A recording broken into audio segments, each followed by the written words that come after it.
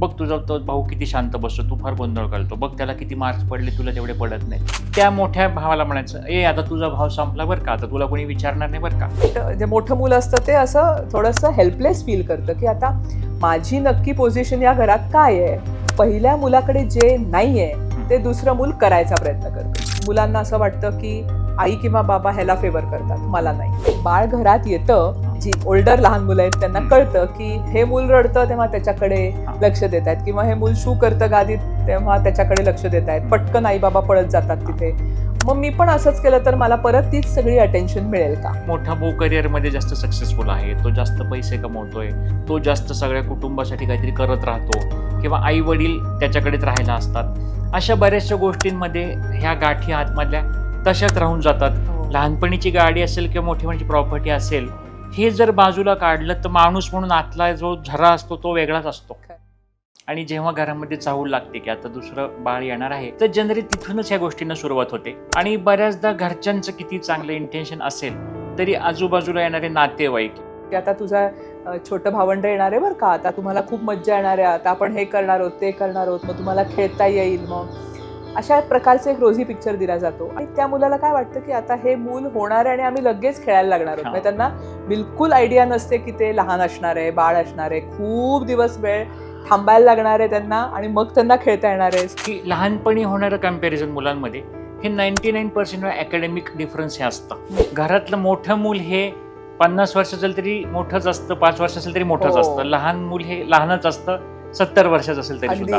तू मोठा आहे तर तू समजून घे, धाकटा आहे तर तो तर जरा गडबड करणारच. आणि मधल्यावरती एक जबाबदारी असते की तू शांतपणे राहून शांतिदूताचं काम करायचं, समजा या पद्धतीने. 100% मोठं मूल जर कॉम्प्रोमाइज करत असेल तर धाकट्या मुलाकडे काही पर्सेंटेज उरतच नाहीत कॉम्प्रोमाइज करायला. धाकट्या मुलाला सुद्धा मी म्हणेन की एक साच्यात जर आपण घातलं की तुला ना, तू दादा आहे ना, ताई आहे ना, ते बघतील, तुला काय कधी काही करायलाच लागेल. बहुतांशी लोक ट्विन्सला एका मुलासारखं, एका युनिट सारखं समजतात. आणि तुम्ही लहानपणी फक्त रायव्हलरीच नसते, लहानपणी खूप प्रेमाने एकमेकांशी वागलेल्या असता, खूप एकमेकांना मदत केलेली असते, आईबाबांपासून काय गमती जमती लपवून केलेल्या असतात. त्याच्यामुळे त्या सगळ्या इतक्या रिच आठवणी असतात तुमच्या. तर त्याच्यामुळे ही भांडणं मिटू शकतात. खरं म्हणजे तुमचा फॉल्ट नाही आहे, हे नैसर्गिक आहे. सिबलिंग रायव्हलरी होणारच आहे. पेरेंट्सनी खूप शांत राहण्याची गरज आहे अशा वेळेला. जेवढं प्रेम एकमेकांवर मुलं करतात तेवढेच ते भांडणार पण आहेत. प्रॉब्लेम सॉल्व्हिंग करायला पाहिजे, कारण ही नाती खूप महत्वाची आहेत आणि ही नाती आयुष्यभर टिकणारी नाती आहेत. म्हणजे बाकीची नाती संपतील पण ही नाती टिकतील अशी नाती आहेत.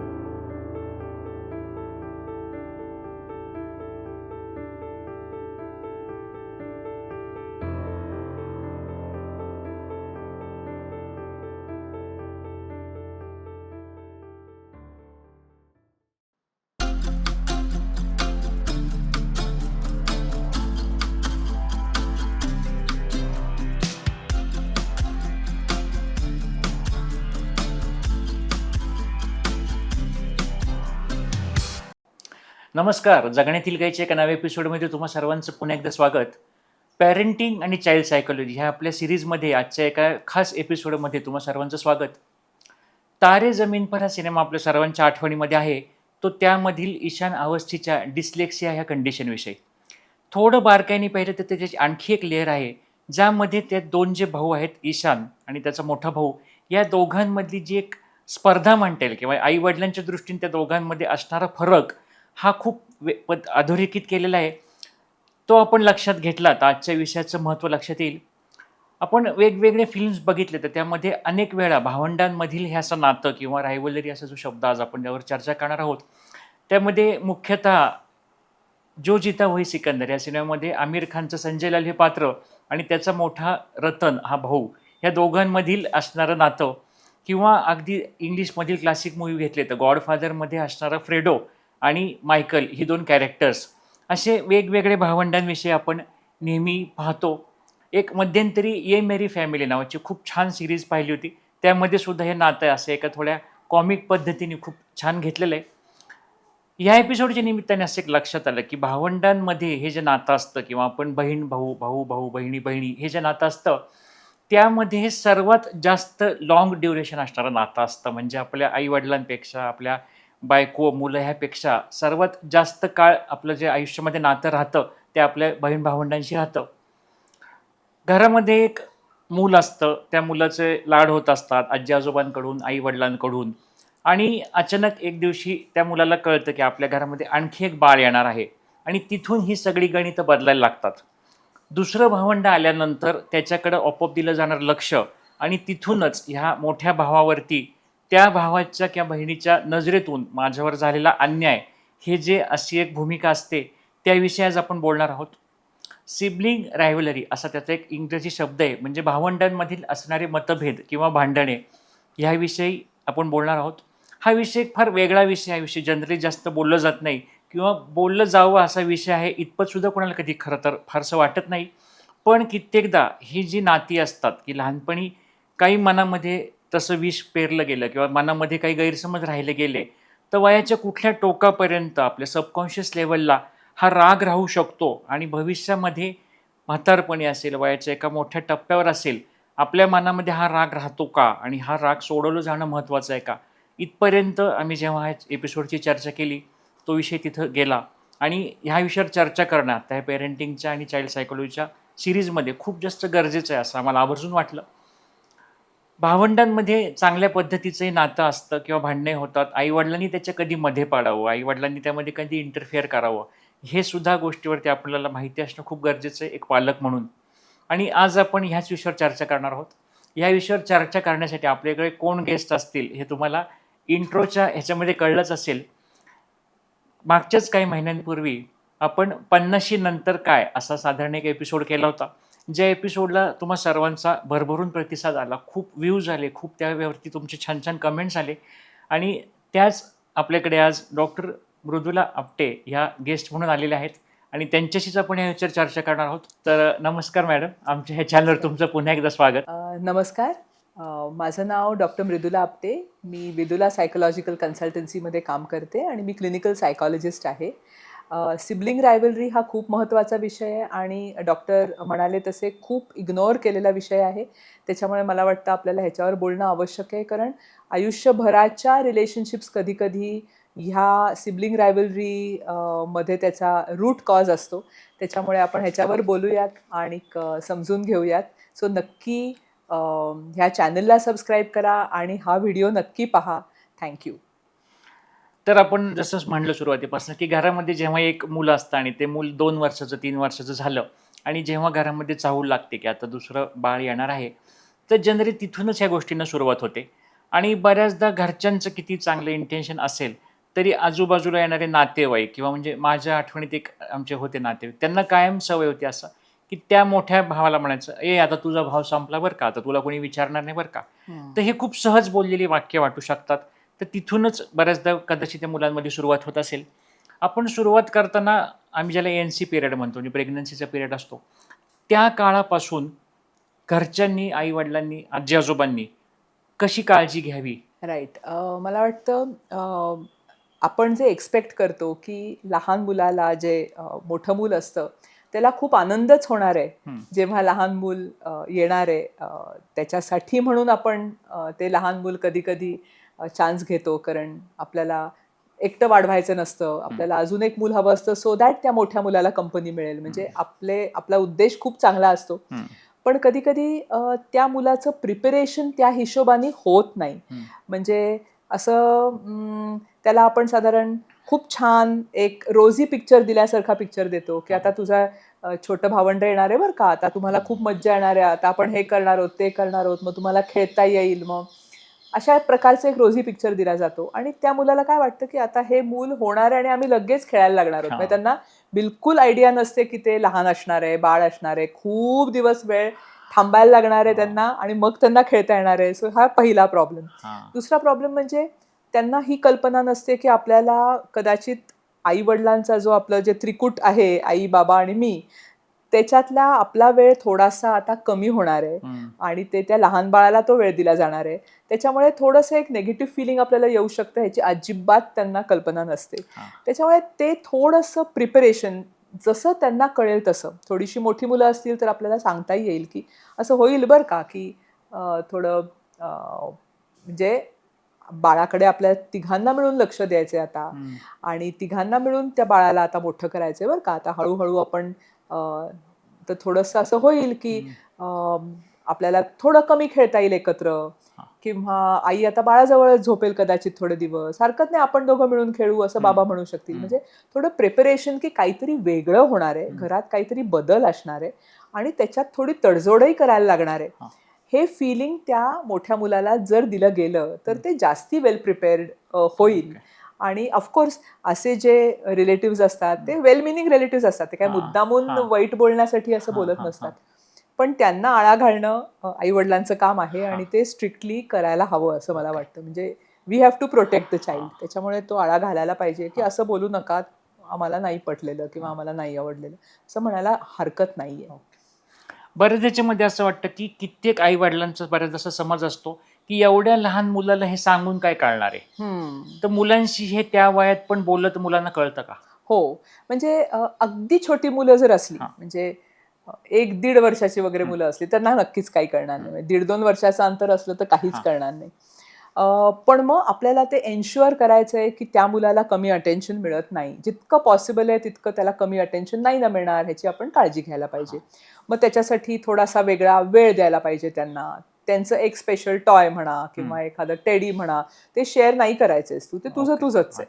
किंवा तुझं बेड आहे ते तुझं तुझंच आहे. किंवा आई तुला हा वेळ देणार आहे, आपण त्यावेळेला गप्पा मारणार आहोत जसं नेहमी करायचो. म्हणजे असं थोडंसं आपल्याला सिमिलॅरिटीज ठेवायला लागतील सो दॅट ते अफेक्ट होणार नाही. दुसरं म्हणजे जर थोडंसं मूल मोठं असलं, एक 4-5 वर्षाचं मुलं असलं किंवा 5 वर्षाच्याही पुढे, तर त्या मुलाला साधारण थोडा अंदाज असतो, थोडंसं माहिती असतं, बाकीची मुलं खेळताना बघितलेलं असतं, त्यांची भावंडं असतात, सो थोडा अंदाज असतो. त्या वयाला एक्सप्लेन करायला काहीच हरकत नाही. आणि आता त्यानंतर पुढचा भाग आहे की आता डिलेव्हरी झाली, हो. आता बाळ आणि आई हॉस्पिटलमध्ये आहेत आणि आता मुलगा आणि आजी आजोबा किंवा वडील असे घरी असतात जनरली. हो. तर आता ते बाळ घरी येणार आहे, ह्या दिवसापासून कसा हा बदल करत जावा? हो. अशा वेळेला म्हणजे मूल झाल्यावर, बेबी झाल्यानंतर थोडंसं घरातलं वातावरण, आई आजी आजोबा किंवा आई वडील सगळ्यांचं बिहेवियर थोडंसं बदलतं आणि ते नॅचरल आहे, ते बदलणारच आहे. आणि ते खूप जास्ती जाणवतं ते मोठ्या मुलाला, मुलगा मुलगी जे कोण असेल त्याला. कारण एकदम सगळी घाई गडबड सुरू होते आणि त्या बाळाकडेच सगळं लक्ष वेधलं जातं, त्या बाळच वेधतं ते सगळं लक्ष. आणि मग त्याचे बरेच इश्यूज असतात, मग त्याला घरी कसं आणायचं, मग कुठे ठेवायचं, मग सगळे नातेवाईक येऊन कौतुक करणार, बाळाला बघणार. बऱ्याच नातेवाईकांना एवढी सेन्सिटिव्हिटी नसते की ते मोठ्या मुलाकडे आधी बघतील आणि मग धाकट्याकडे बघतील. त्याच्यामुळे ते जे मोठं मुलं असतं ते असं थोडंसं हेल्पलेस फील करतं की आता माझी नक्की पोझिशन या घरात काय आहे. आणि लहान मुलांना एक्स्ट्रीम विचार करण्याची सवय असते, त्याच्यामुळे त्यांना एकदम काहीतरी आता भयंकर झाल्याने आपली आता बहुतेक, म्हणजे मला आठवतंय एक मुलगी मला म्हणली होती जेव्हा तिला बाळ झालं की आता मला जुने कपडे देणार आहेत का. म्हणजे आता माझी पोझिशन या घरात काय आहे, ती कमी झाली आहे का, सेकंडरी झाली आहे का, आता आई वडील माझ्याकडे लक्ष देणार नाहीयेत का, आता म्हणजे मी आउटच आहे का, असं ते मोठा खूप एक्स्ट्रीम लेवलला विचार करू शकतात मुलं जर आपण त्यांना समजून सांगितलं तरी सुद्धा. म्हणजे थोडासा कॉन्फिडन्स कमी होणं, थोडंसं हेल्पलेस वाटणं हे नैसर्गिक आहे ह्या स्टेजला मोठ्या मुलांसाठी. आपण त्यांना धरून धरून चालायचंय, आपण त्यांना एकदम असं म्हणायचं नाहीये की अरे आता तू मोठा झाला म्हणजे आता तू परफेक्ट. म्हणजे तुम्ही 2 वर्षाचे असाल तरी तुम्ही आता मोठे भाऊ आहात किंवा बहीण, 5 वर्षाचे 10 वर्षाचे तरी तुम्ही सदैव मोठेच असणार आहात. सो ते खूप जास्ती पटकन त्यांच्यावरती जबाबदारी टाकली जाते की आता तुम्हाला ऍडजस्ट करायचंच आहे, म्हणजे नो ऑप्शन. तर ते हळूवारपणे जेंटली जर आपण केलं तर ती गोष्ट ते अंगीकारून करू शकतील. मग जनरली तुम्ही म्हणलं त्याच्यावर मला वाटलं की घरातलं मोठं मूल हे 50 वर्ष असेल तरी मोठंच असतं, 5 वर्ष असेल तरी मोठंच असतं, लहान मूल हे लहानच असतं 70 वर्षाचं असेल तरी सुद्धा. तर जनरली आपल्याकडे हा एक ट्रेंड असतो की तू मोठा आहे तर तू समजून घे, धाकटा आहे तर तो तर जरा गडबड करणारच, आणि मधल्यावरती एक जबाबदारी असते की तू शांतपणे राहून शांतिदूताचं काम करायचं समजा या पद्धतीने. तर जनरली मोठ्या मुलाला सारखं की तो 5 वर्षाचंच मुलं आहे ते, तू आता मोठा आहेस तुला समजून घे, तू समजून घे, असं बोलण्याने त्याच्यावरती कसा परिणाम होतो आणि हे बोलणं योग्य आहे का पहिलं? म्हणजे सायकॉलॉजीत बर्थ ऑर्डर ह्याच्यावर प्रचंड रिसर्च आहे.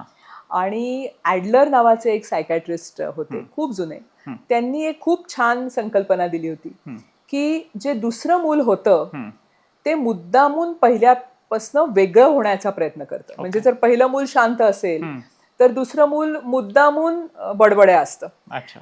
म्हणजे कारण दुसऱ्या मुलाला जन्म होताच ते शेअरिंग आणि पहिलं मूल समोरच असतं, त्याच्यामुळे त्याला ऍडजस्टमेंट म्हणजे अशी ऍडजस्टमेंट करायची असते की पहिल्याकडे सगळे लक्ष देता येतच. हं. मला माझी जर पोझिशन करायची असेल, बनवायची असेल या घरात, तर तो जे करत नाहीये ते मी करणार आहे. अच्छा. त्याच्यामुळे ते वेगळं होतं. जनरली दोन्ही मुलं थोडी वेगळीच असतात. जास्ती करून घरांमध्ये दोन्ही मुलं वेगळी वेगळी असतात. सो पहिल्या मुलाकडे जे नाहीये ते दुसरं मूल करायचा प्रयत्न करतो. So that is one thing. त्याच्यामुळे ती डिफरन्सेसमुळे ती रायव्हलरी कमी किंवा जास्ती होऊ शकते. आता जे पहिलं मूल असतं ते जन्मतःच आपल्या सगळ्यांना माहितीये की पहिल्या मुलाचं आपल्याला सगळं लक्षात राहतं. म्हणजे फोटो जास्ती असतात किंवा त्याचं कधी चालायला लागलं, कधी बोलायला लागलं, अगदी माइलस्टोन्स आपल्याला सगळे लक्षात असतात. छोट्या छोट्या त्याच्या गमती लक्षात असतात. दुसऱ्या मुलाच्या त्या मनाने आपल्याला लक्षात नसतात. दॅट डझंट मीन की आपण त्यांच्यावर कमी प्रेम करतो, पण मोठ्या मुलाच्या वेळेला आपण थोडेसे जास्ती फ्री असतो म्हणूयात आपण. दुसऱ्या मुलाच्या वेळेला आपलं पहिल्याकडेच लक्ष असतं, कारण त्याला त्रास नको व्हायला म्हणून त्या दुसऱ्या मुलाकडे तेवढं लक्ष दिलं जात नाही. ते पहिल्या मुलाबरोबर वाढतं असं थोडंसं होतं. हे रियालिटी आहे. सो त्याच्यामुळे काय होतं की पहिल्या मुलाला नेहमी मोठ्यांनी लक्ष देण्याची सवय असते. जणू काही सतत कोणीतरी माझ्याकडे पाहतंय, त्याच्यामुळे मला चांगलंच वागायचंय. त्याचं स्टँडर्ड काय आहे? सगळी मोठी माणसं. धाकट्याचं स्टँडर्ड काय आहे? मोठा भाऊ किंवा बहीण. सो माझा स्टँडर्ड जर ॲडल्ट्सच असतील सगळे, जे सगळे शहाणे, चांगले, हुशार आणि माझ्याकडनं असंच एक्सपेक्ट करत असावेत, तर मी तसं चांगलंच वागण्याचा प्रयत्न करणार, हुशार, रिस्पॉन्सिबल असंच होण्याचा प्रयत्न करणार. त्याच्यामुळे ते मूल इन अ वे थोडंसं पीपल प्लीजिंग किंवा खूप ड्युटी कॉन्शियस किंवा सिन्सिअर असं होण्याची शक्यता जास्ती असते. 100% कोणासाठीच हे खरं नाहीये. आणि त्याच्यामुळे आपोआपच जबाबदारी त्या मुलावर टाकली जाते खूप इझिली की हा करेल बाबा, हा सिन्सिअर आहे, हा करेल, असं थोडंसं होतं. ॲड ऑन टू दॅट धाकटं मूल आल्यावर तर मग तू दादा ताई आहेसच, त्याच्यामुळे तुला करायचंच आहे. ते अजून एक रिस्पॉन्सिबिलिटी टाकल्यासारखं होतं.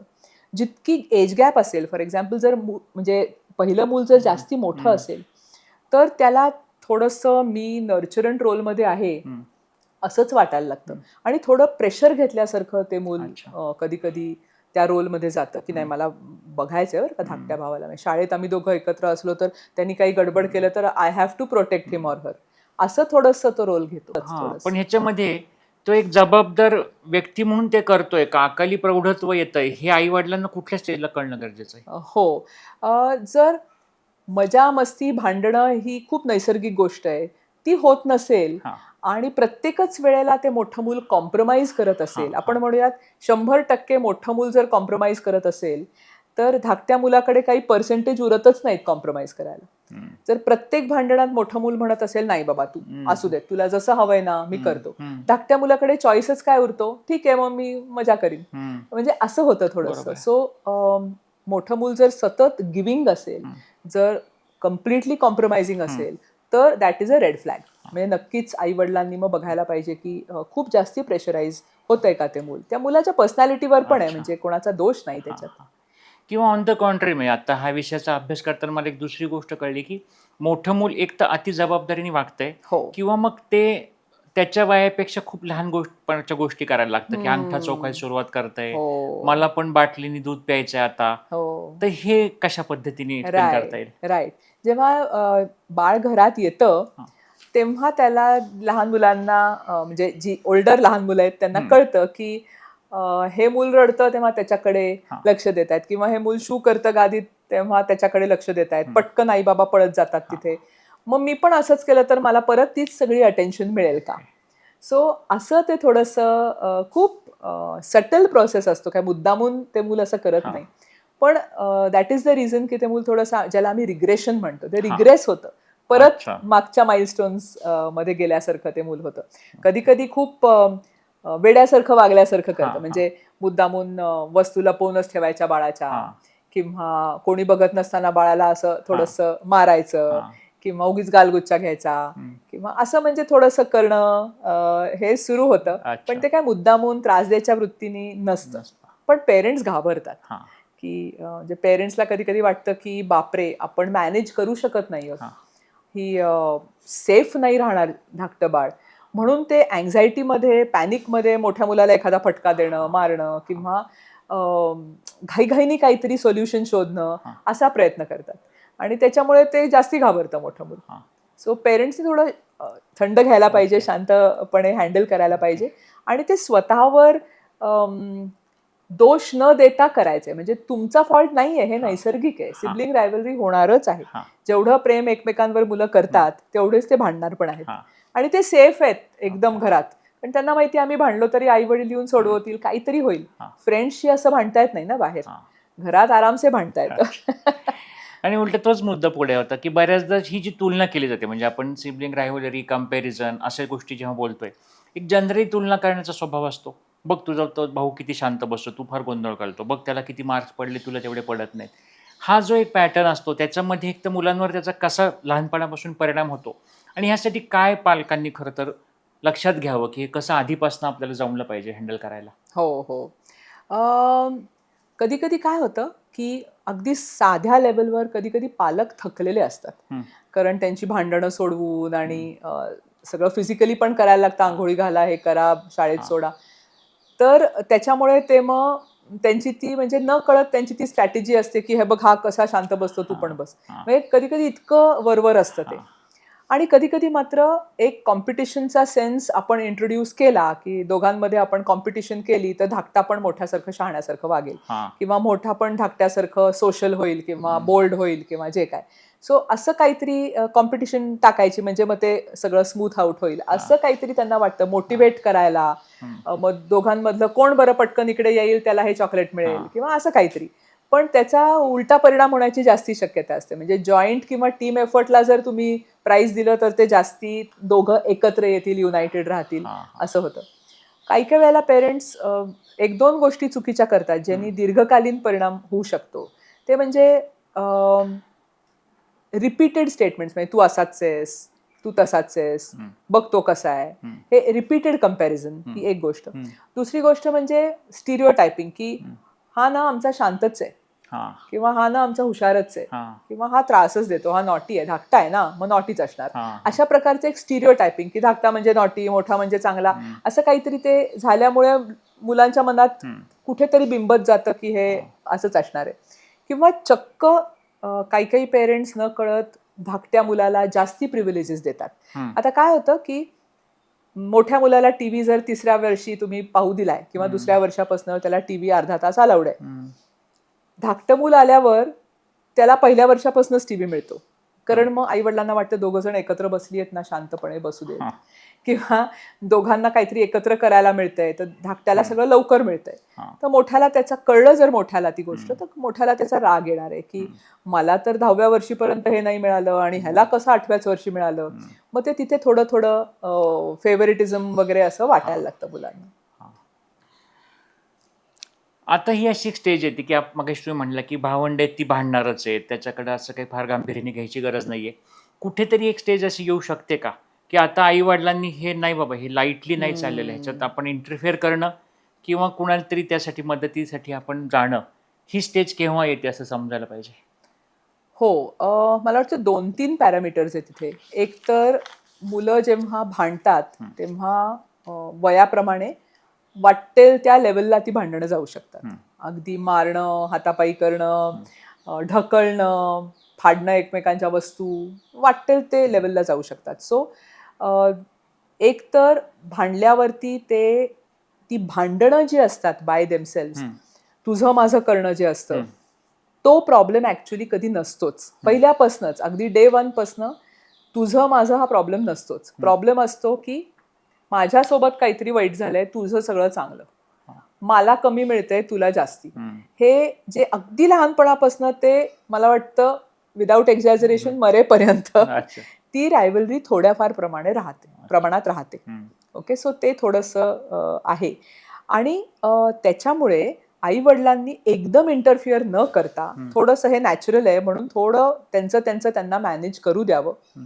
पण आई वडिलांनी 2-3 सिच्युएशन्स असतील तर इंटरफिअर करावं. एक तर मुलांना सेफ ठेवावं त्यांनी. म्हणजे अगदी एकमेकांना जर ओरबाडत असतील, मारत असतील तर नाही बाबा, फाईट्स च्या सुद्धा काही रूल्स पाहिजेत. वाटेल ते तुम्ही करायचं नाहीये. सो असे काही आपण रूल्स घालून दिले तर ते सगळे पाळणार नाहीयेत ते रूल्स, पण थोडेफार तरी ते आईनी सांगितलंय, बाबांनी सांगितलं म्हणून थोडं तरी ते ऐकतील. दुसरी गोष्ट म्हणजे फक्त फिजिकली नाही पण इमोशनली सुद्धा शिवीगाळ करणं किंवा एकमेकांना घालून पाडून बोलणं किंवा म्हणजे मुद्दामून त्रास होईल असं टॉर्चर करणं एकमेकांना, तसं करायचं नाहीये. असं काहीतरी रूल घालून देणं. अजून एखादी सिच्युएशन येते जेव्हा मुलांना असं वाटतं की आई किंवा बाबा ह्याला फेवर करतात, मला नाही. मग त्यावेळेला आई बाबांची चूक काय होते की आई बाबा जस्टिफाय करायला जातात. नाही बघ, तुला मी 4 लाडू दिले ना, ह्याला पण काल 4 लाडू दिले होते किंवा असं काहीतरी. काहीही गरज नाहीये जस्टिफाय करण्याची, कारण तुम्ही जे करताय ते एकतर मुद्दामून करत नाही आहात. दुसरं म्हणजे तिथे मुलांना तुमच्या जस्टिफिकेशनची किंवा तुम्ही स्वतःला डिफेंड करण्याची गरज नाहीये.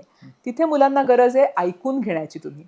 सो तुम्ही ऐकून घ्या की असं वाटतंय का तुला, काय झालं बाळा, का बरं तुला असं वाईट वाटतंय, कशामुळे तुला असं वाटलं. मग तो रडेल किंवा ओरडेल किंवा जे काय म्हणेल, बरं असं असेल तर मी विचार करतो आणि आपण बघूयात, पुढच्या वेळेला असं नाही होणार, संपला विषय. म्हणजे खूप कमी ह्याच्यात आपण तो विषय संपवून टाकू शकतो. उगीचच्या उगीच तुझं माझं आपण पण तेच जस्टिफाय करायला लागलो तर तो त्रास होईल. आणि शेवटचं म्हणजे आपण जसं कॉन्फ्लिक्ट रिझॉल्व्ह करतो, आपण जशी भांडणं सोडवतो नवरा बायकोमध्ये किंवा पूर्ण कुटुंबात, ती मुलं बघत असतात. तुम्ही जितकं त्यांना सांगता त्याच्यापेक्षा ते जास्ती तुम्हाला ऑब्झर्व करतायत. सो तुम्ही जर व्यवस्थित सोडवत असाल भांडणं तुमची, तर तेच कॉन्फ्लिक्ट रेझोल्युशन, तसंच प्रॉब्लेम सॉल्व्हिंग तुम्ही तुमच्या मुलांना शिकवू शकता आणि ते पाहून शिकू शकतात. सो अशा 2-3 गोष्टी केल्यात जर, तर ती भांडणं ही थोडीशी आटोक्यात येतील. हा, म्हणजे फार महत्त्वाच्या गोष्टी, छोटे छोटे माहिती असणं. एक गोष्ट पण ह्याला प्रकर्षाने मला जाणवती की लहानपणी होणारं कम्पॅरिझन मुलांमध्ये हे 99% अकॅडमिक डिफरन्स हे असतं. माझ्या ओळखीत माझ्या एका मित्राचंच असं एक, त्याची मोठी मुलगी जी अकॅडमिकली खूप स्ट्रॉंग होती आणि त्याचा धाकटा मुलगा, तो अभ्यासात तितका काही नव्हता. जेव्हा एकदा तो मुलगा माझ्याशी धाकटा बोलताना ऐकला तर तो म्हणला, मला एकदा त्या शाळेमध्ये टीचरने असं खूप वाईट पद्धतीने सांगितलं, अच्छा तू तिचा भाऊ आहे असं वाटत नाही खरं आम्हाला. तर त्या वयात पण त्याची जी ती वेदना होती बोलण्याची ती खूप जास्त लागून गेली. तर हा जो मुलांमध्ये फरक असतो ते आई वडिलांनी खरं सुरुवातीपासूनच कसं समजून घ्यावं. हा, आणि जो फरक असतो तो प्रकर्षाने टीनेजमध्ये, म्हणजे साधारण 7वी-8वी नंतर जास्तीत जास्त जाणवायला लागतो. कारण कॉम्पिटिशन येते, मार्क वगैरे हे इम्पॉर्टंट व्हायला लागतात. काही मुलं स्पोर्ट्समध्ये चांगली असतात तर त्यांना किती मेडल्स मिळाली, मग घरातच भावंड असतील, एकाला मिळतायत मेडल्स, एकाला नाही मिळत आहेत, मग ती कंपॅरिझन जास्ती प्रकर्षाने जाणवायला लागते. त्यावेळेला मात्र आई वडिलांनी थोडी पूर्वतयारी मुलांची करायला हरकत नाही की ठीक आहे, काही प्रमाणात तुला कशात तरी तू पुढे जाशील, तू कशात तरी पुढे जाशील, दिस डझंट मॅटर. आम्हाला दोघंही तुम्ही इक्वल आहात किंवा आम्ही आमचं दोघांवरही प्रेम राहणार आहे. रिपीटेड रिअश्युरन्स हरकत नाहीये द्यायला, पण तरी सुद्धा त्रास होणार आहे. कारण समाज सोडत नाही. टीचर्स कधी कधी कम्पेअर करतात, कधी कधी नातेवाईक कम्पेअर करतात, तर ते होणार आहे आणि ती रियालिटी आहे, ते रिअल वर्ल्ड आहे. त्याच्यामुळे ते येऊ देत घरी. इतकं तुमच्यामध्ये जर चांगलं कम्युनिकेशन असेल तर घरी येऊन ते आईवडिलांना सांगून, आईवडिलांनी सिम्पली ते ऐकलं जरी, आणि हरकत नाही बेटा, काही आपल्याला नाही ना फरक पडत आहे, चला आपण पुढे जाऊयात, असं जरी म्हणलं तरी पुरेसं असणार. याचाच एक पुढचा भाग आहे की आपण तर बाहेरून येणारे नातेवाईक किंवा ह्याविषयी बोलतोय. हो, आई वडील आणि 2 मुलं हे एक जर कुटुंब आता पकडलं तर घरामध्ये असतील आजी आजोबा तर ते, किंवा येऊन जाऊन असणारे आजी आजोबा असतील ते कधी कधी म्हणलं तर त्या घराचा भागही असू शकतात, कधी कधी त्या चौघांच्या बाहेरचं एक आणखी पुढचं सर्कल असू शकतं.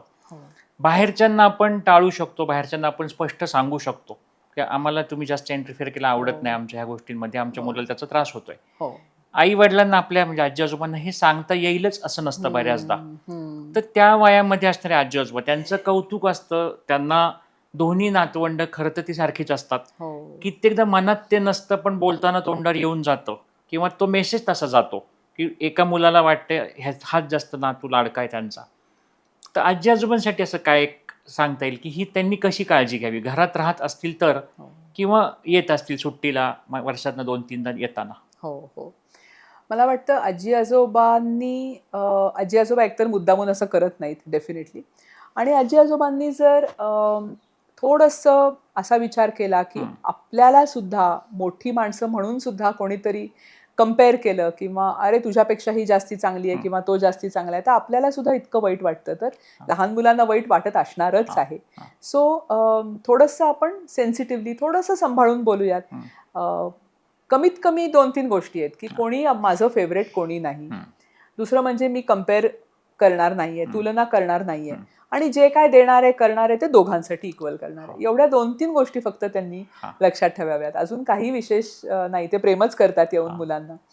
सो कित्येकदा असं होतं ना, माझ्या ओळखीत एक आजी आजोबा कायम होते, ते येताना आठवणीने घरातल्या सगळ्या मुलांसाठी आणायचे. म्हणजे जरी लहान मूल पाहायला जायचंय म्हणून येत असतील तरी आवर्जून या छोट्या छोट्या गोष्टी असतात, आणि ते असं आवर्जून त्या आलेल्या मोठ्या नातवंडाशी आधी घेऊन त्याला गप्पा मारायचे आणि मग त्या धाकट्याजवळ जायचे. हे कॉन्शियसली सबकॉन्शियसली कसं केलं जात असेल माहित नाही. खूप सेन्सिटिव्ह आहे हे, खूप सेन्सिटिव्ह आहे. बरोबर. आणि अजून एक आता मुद्दा होता, आपण ज्या चर्चेच्या दरम्यान बोललो होतो की 2 अशा कंडिशन्स असतात. समजा की एका घरामध्ये ट्विन्स झालेत. आता इतक्या वेळा आपण लहान भाऊ मोठा भाऊ हे बोलत होतो. एका वेळी घरात 2 मुलं किंवा 2 मुली किंवा मुलगा मुलगी जे काय असेल ते असल्यानंतर ही सिबलिंग रायव्हलरी असते का एकतर, आणि ती कशा पद्धतीने हँडल करावं रोजच्या जगण्यामध्ये? राईट, खूप चांगला प्रश्न आहे. आणि सो जेलसी हे जे इमोशन आहे ते 6-7 महिन्यांपासून लहान बाळांमध्ये असतं, पण 1-1.5-2 वर्षाला ते क्रिस्टलाइज होतं. आणि मोठा आणि लहान असं भावंड असलं की काहीतरी स्कोप असतो की तू मोठा आहेस ना, तू समजून घे, किंवा तू लहान आहेस मग तू असाच असणार आहेस. पण इथे स्कोपच नाहीये. म्हणजे बहुतांशी लोक ट्विन्सला एका मुलासारखं, एका युनिट सारखं समजतात. त्यांच्यातला फरक खूप कमी कन्सिडर केला जातो. त्याच्यामुळे तुम्ही दोघं असं करू नका, तुम्ही दोघं त्रास देताय, तुम्ही दोघं इकडे जा, या क्लासला जा, किंवा तेच कपडे घालणं दोघांना किंवा हे. सो त्यांना दोघांना त्यांच्यातला जो डिफरन्स आहे तो दाखवायला खूप मेहनत करायला लागते. आणि त्याच्यामुळे त्यांचा होणारा जो त्रास आहे की एकाने चूक केली तरी दोघांना मार बसतोय, किंवा माझ्यात काहीतरी छान आहे, वेगळं आहे, अजून जास्ती आहे, पण मला ते दाखवता येत नाहीये कारण आम्ही दोघं नेहमी एकत्रच.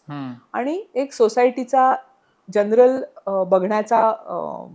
बघण्याची स्टाईल असते की तुम्ही दोघं म्हणजे क्लोज असालच ना, ट्विन्स म्हणजे तुमच्यात काय भांडण होणार, तुम्ही सगळं मॅचिंगच असणार, तुमचं सगळं एकत्रच आहे. असं नाहीये ऍक्च्युली.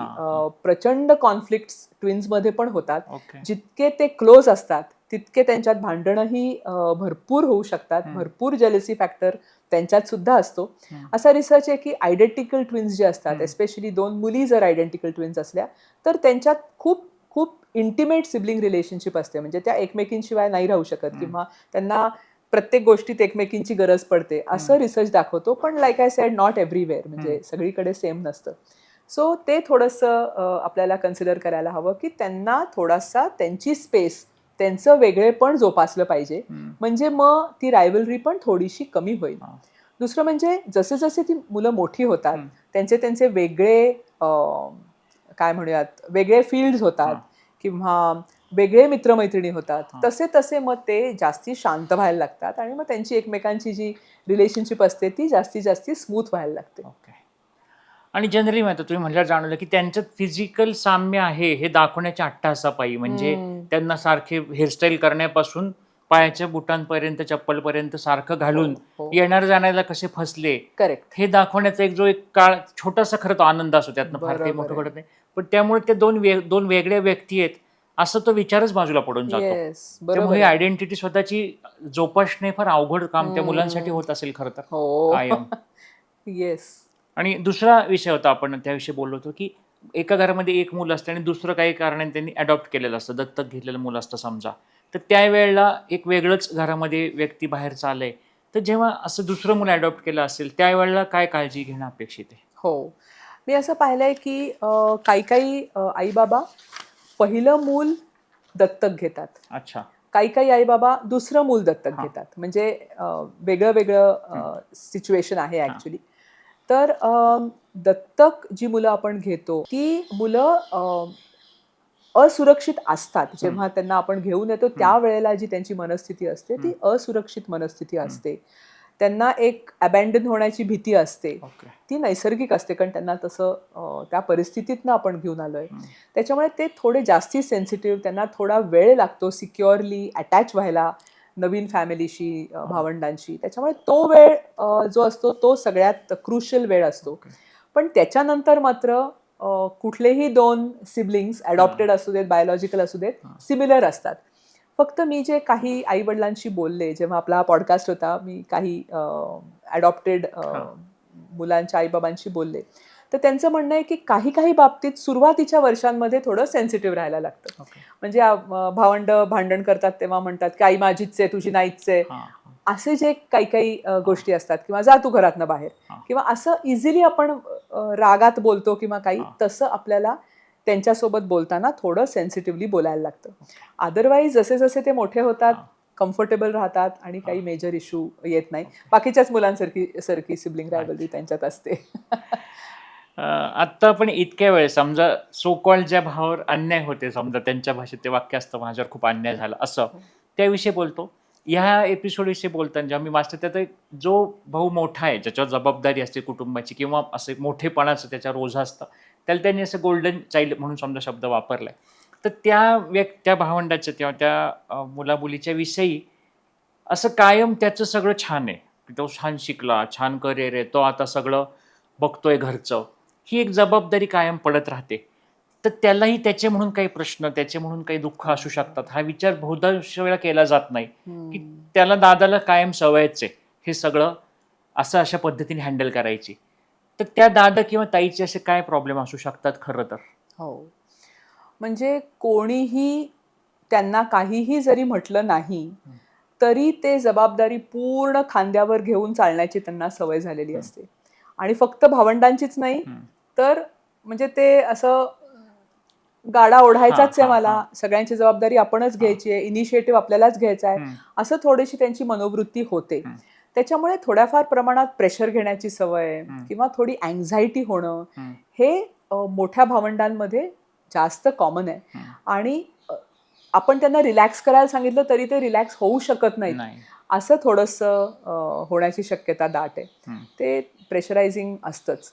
तसंच धाकट्या मुलाला सुद्धा मी म्हणेन की एक साच्यात जर आपण घातलं की तुला ना, तू दादा आहे ना, ताई आहे ना, ते बघतील, तुला काय कधी काही करायलाच लागलेलं नाही, किंवा असं काहीतरी केलं, त्या धाकट्या मुलाचाही कॉन्फिडन्स कमी होणं, किंवा त्याला सारखा मोठा मला डॉमिनेट करतोय, सारखा तो बुली करतोय, त्याच्याप्रमाणेच मला वागायला लागतं, असं फिलिंग सतत येणं, त्याच्यामुळे मुद्दामूनच काहीतरी वेगळंच करणं, मुद्दामूनच रिबेलियसच होणं, अशी प्रवृत्ती पण होऊ शकते. त्याच्यातनं काही चांगलंही निघू शकतं कधी कधी, पण अशी थोडीशी प्रवृत्ती होऊ शकते. म्हणजे त्याच्या शेवटाकडे येताना बऱ्याचदा म्हणजे असं ना, सिबलिंग रायव्हलरी शब्द ऐकला ना असं उगीच वाटतं की 2 लहान मुलं घरामध्ये भांडतायत आणि त्याला सिबलिंग रायव्हलरी म्हणतात का? तर हे गोष्ट वयाच्या 50, 60, 70 पर्यंत टिकून राहू शकते तुमच्यातल्या आतमध्ये असणारे गैरसमज, वैर जे काय असेल ते. आणि बऱ्याचदा वयाच्या पुढच्या टप्प्यावर ह्या सर्व चेंजेस जसे होतात, ते की मोठा भाऊ करिअरमध्ये जास्त सक्सेसफुल आहे, तो जास्त पैसे कमवतोय, तो जास्त सगळ्या कुटुंबासाठी काहीतरी करत राहतो, किंवा आई वडील त्याच्याकडेच राहायला असतात. अशा बऱ्याचशा गोष्टींमध्ये ह्या गाठी आतमधल्या तशाच राहून जातात. एक भाऊ कायम त्या दुसऱ्याविषयी नाराज असतो, त्याच्या डोक्यात तो राग असतो. आणि बऱ्याचदा आपण मागच्या एपिसोडमध्ये वाटतं बोलताना बोललो होतो की ह्या गोष्टीचं एक वयाच्या टप्प्यावरती कौतुकाने सांगितलं जातं की मी गेले 10-15 वर्ष, 20 वर्ष माझ्या भावाशी बोलत नाहीये, आमचं पटत नाहीये, आमच्यामध्ये लहानपणापासूनच आई वडिलांनी दुजाभाव केला, त्यामुळे आमच्यात ती आढी तशीच राहिली, माझ्यावर कायम अन्यायच होत गेला. तर हे ठीक आहे, वयाच्या एका टप्प्यावर आपण 50शीचा एपिसोड जसा करताना म्हणलो की कुठल्या तरी टप्प्यावर एक तर आपल्याला जाणीव होते किंवा आपल्याला वाटत राहतं की नाही हे आता कधीतरी सुटावं, जेव्हा आयुष्याविषयी इतकं क्षणभंगुरता वगैरे जेव्हा जाणवायला लागते. तर एकतर हे त्या वयापर्यंत टिकतात असे तुम्हाला किती एकतर अनुभव म्हणून येतात, किंवा ह्या वयाच्या टप्प्यावर आता माझ्या भावंडाशी असं नातं माझं वाईट पद्धतीनेच झालंय, तर मी आता कसं बदलू ह्या वयाच्या टप्प्यावरती? अं, एक खूप छान क्लासिफिकेशन आहे ॲक्च्युली. सिबलिंग बॉन्ड्सचं खूप छान क्लासिफिकेशन आहे. गोल्ड्स क्लासिफिकेशन म्हणतात त्याला. म्हणजे भावंडांमधलं नातं 5 प्रकारचं असू शकतं असं त्यांनी सांगितलं. मला वाटतं त्यांनी खूप आपल्याला क्लॅरिटी येईल. तर पहिलं म्हणजे इंटिमेट, म्हणजे खूप जवळचं नातं, म्हणजे अगदी आपलं भावंड आपलं गो टू पर्सन आहे. हे ॲडल्ट्सचं बोलतेय मी फक्त. सो काहीही माझ्या आयुष्यात प्रॉब्लेम आला तरी मला त्याच्याकडे जाता येतं, म्हणजे मला त्याच्याचकडे जायचंय, मग तोच आहे किंवा तीच आहे जो माझा प्रॉब्लेम सॉल्व्ह करेल. एवढं इंटिमेट नातं कमी सिबलिंग्समध्ये असतं, पण असतं. दुसरं आहे कंजिनियल, म्हणजे छान, पण फर्स्ट प्रेफरन्स माझी बायको, माझा नवरा किंवा माझी मुलं, पण माझं खूप स्ट्रॉंग बॉन्ड आहे आणि हवं तेव्हा मी कधी पण माझ्या सिबलिंगला कॉल करू शकतो किंवा जाऊ शकतो. हे कंजिनियल. तिसरं लॉयल, म्हणजे इमोशनल बॉन्ड खूप स्ट्रॉंग नाही आहे, पण एक फॅमिली फिलिंग आहे किंवा आपल्याला सोबत राहायला पाहिजे, आपल्याला एकत्र भेटायला पाहिजे, असा बॉन्ड आहे. सो हे जो कंजिनियल आणि लॉयल असतं ना, त्याच्यात कितीही रायव्हलरी असली तरी ती भावंड एकत्र राहायचा प्रयत्न करतात आणि काही ना काहीतरी कारण काढून भेटायचा प्रयत्न करतात आणि ते फॅमिली फिलिंग कंटिन्यू करायचा प्रयत्न करतात. शेवटचे जे 2 बॉन्ड्स आहेत, एक ॲपॅथेटिक, म्हणजे इंडिफरंट, आहे नाही नाही ठीक आहे, काही मला फरक पडत नाही. कुठेतरी ती भावंडांची रिलेशनशिप लहानपणापासून नीट जोपासली गेली नाहीये किंवा त्या मुलाची वैयक्तिक पर्सनॅलिटी पण असते. आईवडिलांनी कितीही प्रयत्न केलेला असला तरी त्या मुलाला थोडंसं फेवरिटिझम वाटलं असेल किंवा डिफरन्स केलाय आपल्या दोघांमध्ये असं वाटलं असेल, म्हणून पण ती अशी इंडिफरंट असते. त्या भावंडांना एकमेकांची विशेष हे नसते. आणि लास्ट इज होस्टाईल. ते थोडंसं प्रॉब्लेमॅटिक आहे की मुद्दामून एकमेकांना त्रास देणं, मुद्दामून एकमेकांना घालून पाडून बोलणं, मुद्दामून कॉन्टॅक्टच तोडून टाकणं, मुद्दामून त्यांच्याबद्दल कुठेतरी मग स्टेटसच काहीतरी असा टाकणं की लोक मला त्रास देत आहेत आणि माझा भाऊ, अशी भावंड नसायला पाहिजेत वगैरे, अशा प्रकारचं करणं, ते एक होस्टाईल रिलेशनशिप असते. सो कुठली रिलेशनशिप आपली कशी होणार आहे ते ओन्ली टाइम विल टेल. काही काही वेळेला आपण असं बघतो की लहानपणी खूप भांडणारी भावंड मोठी झाल्यावर, एस्पेशली एका वयानंतर, खूप क्लोज होतात. कधी कधी आयुष्याचे असे काही सर्कमस्टान्सेस असतात, आई वडील गेल्यानंतर म्हणा, किंवा डायव्होर्स झाला असेल आई वडिलांचा तर म्हणा, किंवा काहीतरी एखाद्या सिबलिंग आजारी पडलेला असतो, क्रॉनिक आजार असतो किंवा काही दुसरा प्रॉब्लेम असतो तेव्हा म्हणा, एक असा शिफ्ट येतो त्यांच्या रिलेशनशिपमध्ये आणि मोठे होता होता रायव्हलरी बऱ्यापैकी कमी होते आणि ते खूप काळजी घ्यायला लागतात एकमेकांची. सो तसं पण होऊ शकतं. आणि कुठल्या ना कुठल्या तरी गोष्टी, म्हणजे लहानपणी कार असो, टॉय असो, मोठेपणी प्रॉपर्टी असो, कुठल्या ना कुठल्या तरी बाबतीत तुझं माझं थोडंसं फिलिंग बहुतांशी राहतं. सगळ्यांमध्ये राहतं असं नाही, पण खूप प्रमाणात थोडंसं कुठेतरी ते मनाला शिवून जातं की ह्याला हे जास्ती मिळालं, चला हरकत नाही पण मिळालं, असं ते थोडंसं फिलिंग काही काही वेळेला राहतं मोठ्या माणसांमध्ये सुद्धा. जशी जशी लोक मोठी होतात, 55-60 या साईडला जातात, आई वडिलांची काळजी घ्यायला लागते, मग तिथे परत ती थोडीशी रायव्हलरी होण्याची शक्यता आहे की तूच केलंस आईचं जास्ती का मी केलं वडिलांचं जास्ती का, पण तरी सुद्धा आई बाबा तुलाच विचारतायत, किंवा हे थोडंसं त्यावेळेला होण्याची शक्यता असते. तर ते आधी त्यांनी किती छान आपसात कॉन्फ्लिक्ट्स रिझॉल्व्ह केली आहेत ते आपल्याला दिसून येईल नंतर. म्हणजे काही काही मुलं बोलतच नाहीत कधी प्रॉब्लेम्स बद्दल आणि अवॉइडच करतात. काही काही लोक खूप छानपैकी बसून ते सॉल्व्ह करतात, निगोशिएट करतात. सो ते त्यांच्या लहानपणाच्या पॅटर्न्सवर पण खूप अवलंबून आहे. आयुष्यभरात ते काही नवीन शिकले असतील तर त्याच्यावर अवलंबून आहे. पण करायला पाहिजे, प्रॉब्लेम सॉल्व्हिंग करायला पाहिजे, कारण ही नाती खूप महत्वाची आहेत आणि ही नाती आयुष्यभर टिकणारी नाती आहेत. म्हणजे बाकीची नाती संपतील पण ही नाती टिकतील अशी नाती आहेत, भावंडांची नाती. आणि एकमेकांना इंट्युटिव्हली आपण अंडरस्टँड करतो ॲज भावंड. ते फ्रेंड्स सुद्धा कदाचित एवढे अंडरस्टँड करू नाही शकत, किंवा हजबंड वाईफ पण कदाचित एवढं इझिली अंडरस्टँड नाही करू शकत जेवढे सिबलिंग्स, कारण ते अगदी लहानपणापासून एकत्र असतात. ते खूप पटकन अंडरस्टँड करतात. ते जे इंट्युटिव्ह अंडरस्टँडिंग असतं ते कमालीचं असतं, म्हणजे कमाल असते ती. सो त्याच्यामुळे एकमेकांसोबत प्रेमाने राहणं, गप्पा मारणं, मजा करणं आणि मोठेपणाची काही वर्ष एकत्र एन्जॉय करणं हे इझिली शक्य आहे. सो ते जर शक्य असेल तर ते रिझॉल्व्ह करावं. त्याच्यासाठी मदत घ्यायची असेल तर मदत घ्यावी. फॅमिली थेरपी असते, आम्ही फॅमिली थेरपी पण करतो, सेशन्स करतो त्याची, किंवा मित्र परिवार असतो त्यांनी इंटरव्हीन करावं, पण डेफिनेटली हे रिझॉल्व्ह व्हावं. मला तोच विषय पुढे विचारतो की आता हे माहितीच्या लेवलपर्यंत कळालं हो. समजा आज माझा एक भाऊ आहे आणि माझं आणि त्याचं गेले 20 वर्ष बोलणं नाही आणि आज मला वयाच्या समजा 55 वर्षी वाटलं की नाही आता हे मला सॉल्व्ह करायचं आहे, पण माझा इगो आडवा येतोय, त्याचा इगो आडवा येतोय, पण कोणीतरी एकने तर पुढाकार घ्यायचा आहे हो. समजा, हो. तर ही सुरुवात मी समजा एखादं सायकोलॉजिस्ट सायकेट्रिस्ट असं बोलून करू शकतो. हो, जरूर. Why not? जरूर. म्हणजे हां. तुम्ही सुद्धा जाऊन सायकॉलॉजिस्टकडे जाऊन मोकळे झालात. हां. तुमच्या मनातल्या सगळ्या आढी तुम्ही बोलून हां. दाखवल्यात. तर कदाचित तुम्हीच सायकॉलॉजिस्टच्या ऑफिसमधनं बाहेर जाताना तुमच्या भावाला फोन करा. करता. त्या सगळ्या आढी आपल्या मनातच असतात हां. ऍक्च्युली. आणि कदाचित तुमचा भाऊ खूप प्रेमाने इमिजिएटली रिस्पॉन्ड करेल. सो त्या इगो, त्या आढी बोलून टाकल्यावर कधी कधी निघून पण जातात. आणि जनरली ह्या गाठी समजा सुटल्या नाहीत तर ह्या कशा पद्धतीने तुम्हाला त्रास देऊ शकतात शारीरिक मानसिकरित्या? नक्कीच. कुठल्याही गोष्टी अडकून राहिल्या, त्याला क्लोजर मिळालं नाही, हं. तर त्याचा त्रास शरीरावर पण होऊ शकतो. सायकोसोमॅटिक त्रास होऊ शकतो. बीपीच वाढेल आणि काही डायबिटीसमध्ये अजून एक्झॅझर्बेशनच होईल किंवा अँझायटीच राहील. कुठेतरी काहीतरी एखादं मनात राहतं. काहीतरी आढी, काहीतरी राहून गेलंय माझ्या किंवा लाईफमध्ये. कित्येकदा असं आहे ना की असं- वयाच्या समजा अगदी आपल्या शेवटाकडे पाहताना जर तेव्हा ही जर आपल्याला जाणीव होणार असेल तर कदाचित थोडी समज आधी घेऊन समजा असं हो. काही ऐकल्यानंतर वाटलं की अरे हो. जाऊ दे 70 मध्ये मला वाटणार होतं खरंय. तर 50च वाटलं तर हा बोनस समजायचा बरोबर. की समजा मी 20 वर्ष वाया घालवली पण 20 वर्ष वाया घालवण्याची वाचली तरी करेक्ट. पुढची असे कदाचित आहे त्यातनं. बरोबर आहे, बरोबर आहे. सो जेव्हा वाटेल, हा तेव्हा जेव्हा फिलिंग येईल तेव्हा. आम्ही मैत्रीचा एपिसोड केला त्यामध्ये आम्ही असं म्हणलं होतं की हा एपिसोड झाल्यानंतर ज्या तुम्ही मित्राशी रागवलाय त्याला पहिला कॉल करून टाका. तसं कदाचित ह्या अगदी एपिसोड नंतर बरोबर. आपल्याला असं म्हणता येऊ शकतं. अगदी बरोबर.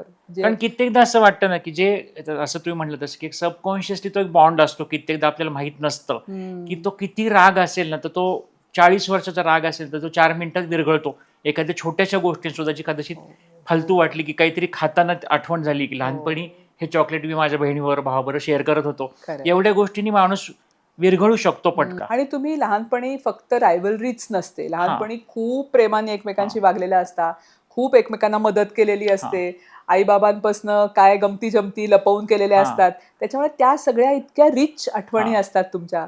तर त्याच्यामुळे ही भांडणं मिटू शकतात हां. खरं म्हणजे, जर प्रोटेक्ट इच्छा असली केलेलं तर. असतं. मी ह्या संदर्भात एक चांगलं वाक्य असलं की भावंडे तुमचं काय असतं तर अर्धा आयुष्यातला भाग तुमच्याशी ते वाद घालत असतं आणि अर्धा वाळ तुमचं रक्षण करत असतं. खरंय. ह्या अगदी दोन्ही अगदी. पण गोष्टी असतात. बरोबर आहे. कित्येकदा असं पण अनुभव आले म्हणजे आम्ही आता मुक्तांगणमध्ये काम करताना पाहिलं की कदाचित घरामध्ये व्यसन हा जर मोठा विषय असेल तर तिथली भावंड खूप जास्त एकमेकांच्या जवळ असतात. कदाचित तो मोठा भावंड भाऊ तेव्हा ते फादरचं एक सबकॉन्शियस रोल करत असतो किंवा त्यावेळी ती दोघेही तेव्हा तितकी भेदरलेली असतात की त्यांना एकमेकांचा आधार हा जास्त सपोर्टिंग वाटतो त्या काळामध्ये. हो. असं हे एक- मात्र म्हणजे खूप मजेशीर आहे की कितीही भांडणं असतील जरी सिबलिंग्समध्ये, तरी एका सिबलिंगला काहीतरी जर झालं हां. तर दुसऱ्या सिबलिंगला वाईट नक्की वाटतं हां. आणि मदतीला ते नक्की जातं. हां. म्हणजे हे खूप प्रमाणात, ऑफकोर्स लाईक आय सेड, काहीच 100% नाहीये, हां. सगळीकडेच आउटलायर्स असतात, पण मोस्टली असं होतं की वाईट वाटतं आणि ते त्रास होतो त्या. मी कित्येकदा थकर असं वाटतं ना कुठल्याही नात्यामध्ये तसं असेल पण ह्या नात्यामध्ये प्रकर्षाने असं Special आहे. वाटतं की जर वरच्या सगळ्या मटेरियलची गोष्टी काढल्या ना, हो. लहानपणीची गाडी असेल किंवा मोठी म्हणजे प्रॉपर्टी असेल, हे जर बाजूला काढलं तर माणूस म्हणून आतला जो झरा असतो तो वेगळाच असतो, खरंय. तो तसाच असतो. खरंय. त्याच्यावरती कदाचित ही जलपर्णीवरती आलेली असेल पण आतमधला तो राहतो वयाच्या त्या बरोबर टप्प्यावर आहे. कळतं की खरंय, हे खरंय. काही वरचं राहणार नाहीये खरं तर, खरंय. पण ती खरंय. ज्याची त्याची वेळ त्या बरोबर वेळेला आहे. यावी, Right. पण ती लवकरात लवकर यावी कदाचित आणि असंही ती आहे. आपली फॅमिलीची एक काय म्हणूयात, तो आपला फॅमिलीची निशाणी आहे ना. म्हणजे हां. आपले आई वडील गेल्यानंतर हां. आपली फॅमिली, बायोलॉजिकल फॅमिली किंवा आपली ओरिजिनल फॅमिली कुठे आहे? हो. आपलं भावंडच भावंडच. आपली ओरिजिनल फॅमिली, बरोबर. नंतर आपली नंतरची बनलेली फॅमिली आहे. पण ही फॅमिली आपली लहानपणची फॅमिली भावंडच आहे. तर मी थोडक्यात ह्या गाठी सोडवणं जास्त श्रेयस्कर आहे. ह्या निष्कर्षाशी पण येतो. शेवटाकडे जाताना 2 गोष्टी फक्त आता मला विचारायच्या अशा आहेत की लहान आहे भावंड आणि ते ज्या वेळेला चिडून म्हणतं की ह्या बाळाला तुम्ही आता हॉस्पिटलमध्ये परत सोडून या बरं, त्यावेळी आई वडिलांनी त्याला काय उत्तर द्यावं आणि ह्या सर्वात एक टेकावे मेसेज म्हणून तुम्ही काय सांगा? हो.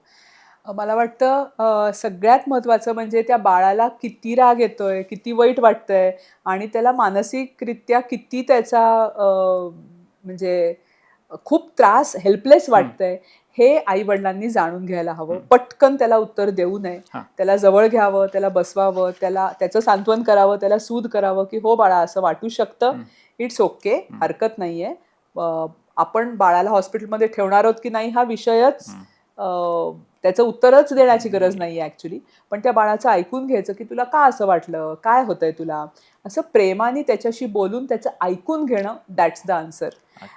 आणि ओव्हरऑल मला वाटतं 2-3 गोष्टी लक्षात जर ठेवल्या न्यू जे पेरेंट्सनी ज्यांना आता दुसरं पोर होणार आहे किंवा झालंय. पहिलं म्हणजे पहिल्या मुलाला आणि दुसऱ्या मुलाला पण नंतर 1-to-1 अटेन्शन वेगळी वेगळी द्यायला हवी. दोन्ही मुलांना सतत एकत्र क्लब करून प्रत्येक गोष्ट करू नये. दोघांना थोडं वेगळ्या वेगळ्या त्यांच्या चॉईसनी, त्यांच्या इंटरेस्टनी त्यांचे वेगळे वेगळे क्लासेस, वेगळे वेगळे हॉबीज असावेत. थोडासा फरक असला त्यांच्या गोष्टींमध्ये तर सिबलिंग रायव्हलरी खूप त्रासदायक होण्याची शक्यता कमी असते. शाळेत तर आपण नाही करू शकत, पण एकाला गाण्याचा क्लास लावला, दुसऱ्याला गाण्यात इंटरेस्ट नसेल, अजून कशात इंटरेस्ट असेल तर त्याला दुसरा क्लास लावावा, म्हणजे ते तिथे रायव्हलरी थोडीशी कमी होते. दुसरं म्हणजे टीम एफर्टला रिवॉर्ड करा. एकमेकांच्या विरुद्ध त्यांना लावून उभं करू नका. आणि सगळ्यात महत्वाचं म्हणजे नवीन बाळ येणार आहे म्हणजे सगळं छान छान छान छान आहे असं जे हायपअप करून आपण पिक्चर करतो तसं न करता जितकं आपल्याला नॉर्मलाइज करता येईल तितकं ते करा. थोडंसं बाळाला सुद्धा तुमच्या बरोबर मदतीला घ्या. दुसरं बाळ येतंय त्याच्यासाठी. सो रादर देन त्याला वेगळं करून बाळाकडे बघण्यापेक्षा जितकं त्याला मदतीला घेता येईल तितकं त्याला मदतीला घ्या. आणखी एक पॉईंट खूप महत्त्वाचा आहे की पेरेंट्सनी स्वतःला ब्लेम करू नये.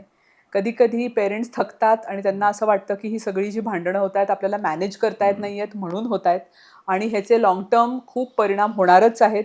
किंवा मुलं मोठी झाल्यावर सुद्धा त्यांना वाटतं की ही भांडतायत ते आपल्याला हँडल नाही करता आलं म्हणून भांडतायत. हे सर्वस्वी खरं नाही आहे. सो स्वतःला ब्लेम करू नका. आणि तुम्हाला असं इन्सिक्युअर वाटलं, गरज वाटली तर सायकॉलॉजिस्टकडे जा, मदत घ्या. आणि बोलून टाकल्यावर सुद्धा जसं मी म्हणलं फरक पडतो, आपल्याला आपली आपली क्लॅरिटी येते, इन्साइट्स येतात. सो तेही खूप महत्त्वाचं आहे.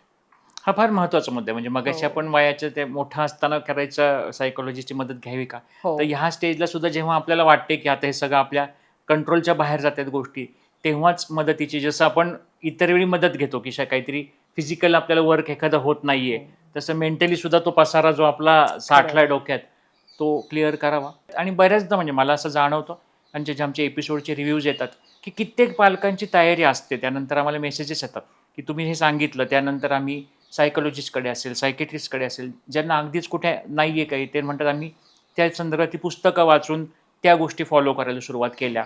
तर तशी तयारी अनेकांची असते. असं सुद्धा नाही आहे की आम्ही ऐकलं आणि आम्हाला काय घेणं देणं नाही, आम्ही आमचं आहे तसं वागणार, असा सुद्धा ॲप्रोच नसतो. तर अशा चर्चा घडत जाव्या, असे वेगवेगळे विषय. हा थोडा एक वेगळा विषय होता पॅरेंटिंगमधला की ज्यामध्ये ही चर्चा जास्त करून केली जात नाही. तर यातनं खूप आपण छान गप्पा मारल्या. पुन्हा एकदा हा एपिसोड तेवढाच रंगला आपला. तर आजच्या एपिसोडमधनं हे खूप महत्त्वाच्या विषयावर आपण चर्चा केली. जनरली ह्या विषयावर मी म्हटलं तसं आपलं बोललं जात नाही. तर यातनं एक 2-3 मुद्दे आपण लक्षात ठेवूया कायम, की मोठं मूल हे जरी आपण त्याला जबाबदारी दिल्या दादा आणि ताई म्हणून, तरी त्याच्यातलं बालपण आपण कायम टिकवून ठेवण्याचा आपल्याकडनं प्रयत्न करावा. मोठ्या मुलाला छोटं पालक आपलं बनू नये, म्हणजे आपण मोठे पेरेंट आणि त्याला आणखी छोटा पेरेंट बनू नये. कारण त्याचं वय, त्याची ती समज तिथपर्यंत नसणं हेच त्या वयामध्ये अपेक्षित असतं. तर त्यालाही त्याचं लहानपण त्याच्या पद्धतीने एन्जॉय करू द्यावं. आणि जसं मॅडमनी सांगितलं की आपण पालक म्हणून कधी मध्ये पाडावं, कधी त्यांना भांडू द्यावं, कधी त्यांना त्यांचं चाललेत ॲक्टिव्हिटी त्याच्यामध्ये इंटरफेअर आपण करून देऊ नये, ह्याहीकडे आपण लक्ष ठेवावं. आणि तिसरी सर्वात महत्त्वाची गोष्ट की प्रत्येक व्यक्ती त्याचं इंडिव्हिज्युअल जे अस्तित्व आहे, त्याची जी आयडेंटिटी आहे, ते आपण लहानपणापासून मुलांची जपण्याचा प्रयत्न करावा. प्रत्येक मूल हे वेगळं असतं. प्रत्येक मुलाची स्वप्न, त्याच्या अपेक्षा आयुष्याकडनं असणाऱ्या, त्याच्या आवडी, त्याचा कल, ह्या सर्व गोष्टी वेगळ्या असू शकतात. हे आपल्याला जितकं लवकर कुठल्याही नात्यामध्ये लक्षात येईल खूप जास्त सुसह्य होईल.